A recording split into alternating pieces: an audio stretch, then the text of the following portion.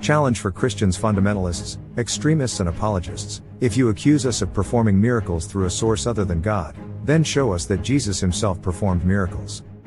Demonstrate that you, as Christians, can perform similar feats. There is no verifiable evidence that Jesus ever performed these miracles. You simply accept what is written in a book. To prove Jesus performed these miracles, you must at least be able to replicate them. This would establish that such abilities exist, though it still doesn't conclusively prove Jesus was the one to perform them. However, if you cannot perform these miracles, then you have no basis to claim that Jesus performed them in the past. Let me tell you what we can do. We can surpass every miracle attributed to Jesus. For example, according to the Gospels, Jesus walked on water. For the sake of discussion, let's assume he existed historically and indeed performed this feat. However, this does not imply that he could also levitate or fly, as these abilities are highly specific. We can only say he demonstrated mastery over that particular skill, which might suggest the potential to master more advanced abilities, like levitation or flying. In comparison, Alex Shimko can levitate and even fly, abilities that surpass what Jesus displayed by walking on water. Moreover, there are abilities that surpass the miracles attributed to Jesus. In fact, there are siddhis on earth today who possess powers far more advanced than those ever demonstrated by Jesus. Have you ever heard of someone levitating and attributing it to Jesus in modern times? No. Or someone demonstrating pyrokinesis, teleportation, or the materialization of objects and crediting Jesus? No. This reveals a profound truth: many who claim to follow God are not truly connected to the divine. What many call God is often a projection of their imagination, not a genuine experience of universal spirituality. This disconnect breeds hostility toward authentic spiritual truths that transcend religious boundaries. Sadly, many Christian teachers today are more focused on preaching hate than embodying love. Without love in your heart, you cannot access the divine power necessary to perform miracles. True spirituality is rooted in love, unity, and direct connection to God. The story of Jesus was fabricated by the Romans, using the Old Testament as a template. There was no historical Jesus. When Christians attribute something positive to Jesus, they are either lying or deluding themselves. This is the core issue. Furthermore, consider the possibility that what they interpret as coming from Jesus is, in fact, deception. Could it not be, within their own belief system, that Satan is misleading them into attributing such experiences to Jesus? While I do not affirm the Christian concept of Satan or the devil, I am strategically engaging with their framework to challenge their assumptions. According to the Bible, Jesus himself was accused of being aligned with evil forces. In Matthew 12:24, it is written, "But when the Pharisees heard this, they said, 'It is only by Beelzebul, the prince of demons, that this fellow drives out demons.'" When Christians make false accusations against us, they are repeating the same accusations the Pharisees made against Jesus. In fact, Jesus encouraged others to perform miracles. Consider the following verses. 1. Matthew 17:20. He replied, "Because you have so little faith. Truly I tell you, if you have faith as small as a mustard seed, you can say to this mountain, 'Move from here to there,' and it will move. Nothing will be impossible for you." 2. Matthew 21:21-22. Jesus replied, "Truly I tell you, if you have faith and do not doubt, not only can you do what was done to the fig tree, but also you can say to this mountain, 'Go, throw yourself into the sea,' and it will be done. If you believe, you will receive whatever you ask for in prayer." 3. Mark 9:23. "If you can?" said Jesus. "Everything is possible for one who believes." 4.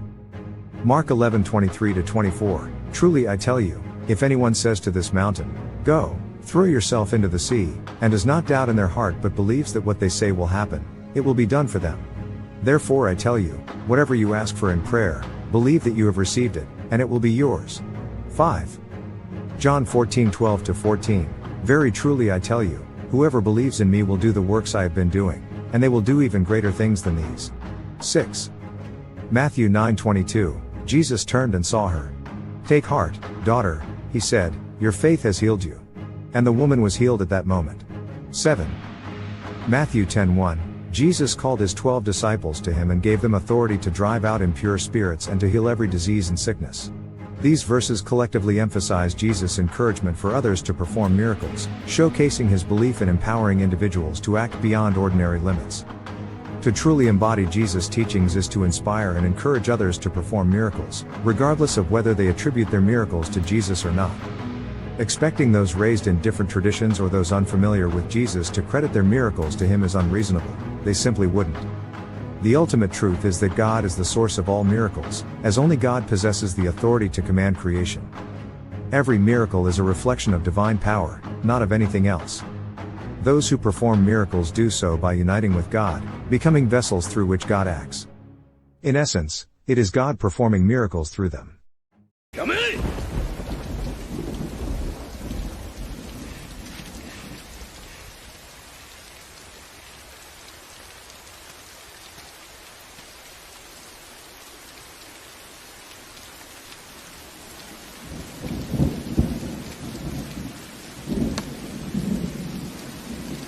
刀を下ろせ。